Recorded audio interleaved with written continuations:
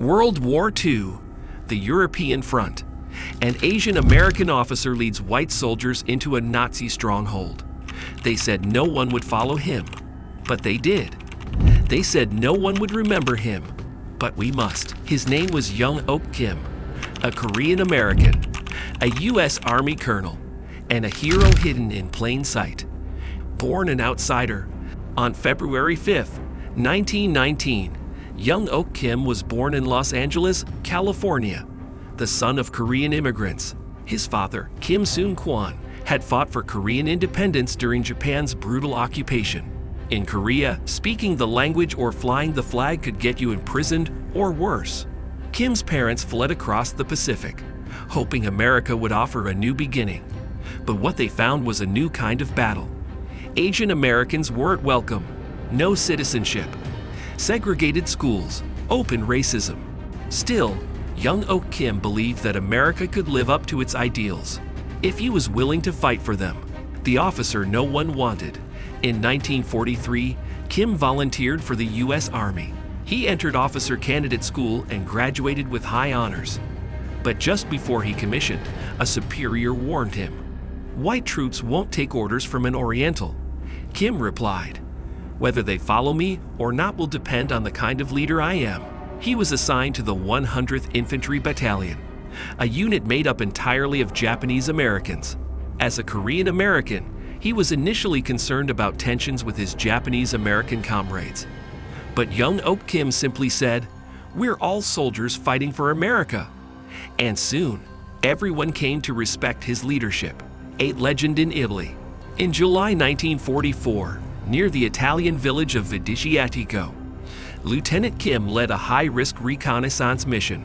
He crawled within 200 yards of enemy trenches, mapped out German artillery and troop positions, and returned without detection. Then he led the assault himself, taking a bullet to the leg, but refusing to retreat until his unit had taken the objective. His men all returned alive. For his valor, Kim received the Silver Star, the Bronze Star, the Purple Heart. Testimony from fellow soldier. He didn't lead from the back. He was always in front. We followed him because he made us believe we could win the war that hit home. After World War II, Kim stayed in the Army. When war broke out between South Korea and North Korea, his ancestral homeland, he returned as a U.S. Army officer. As an intelligence officer, he helped coordinate operations, interpret battlefield intel, and bridge the cultural gap between U.S. forces and Korean civilians. But he didn't just sit behind maps. He carried wounded civilians through crossfire.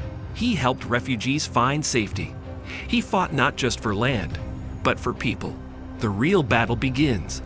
In 1972, Young Ok Kim retired from the Army, not as a colonel, but his most lasting fight began in civilian life. He built free health clinics, started scholarships for Asian American youth, and founded shelters for homeless veterans. Kim once said, "Wars end with bullets, but rebuilding begins with compassion." The hero who was almost forgotten. For decades, his name stayed out of the headlines, but his legacy was too strong to fade. In 2005, the Department of Defense named him one of America's unsung heroes. In 2009, a veterans hospital in Los Angeles was renamed in his honor, Young Ok Kim Vay Outpatient Clinic, a name that finally returned home.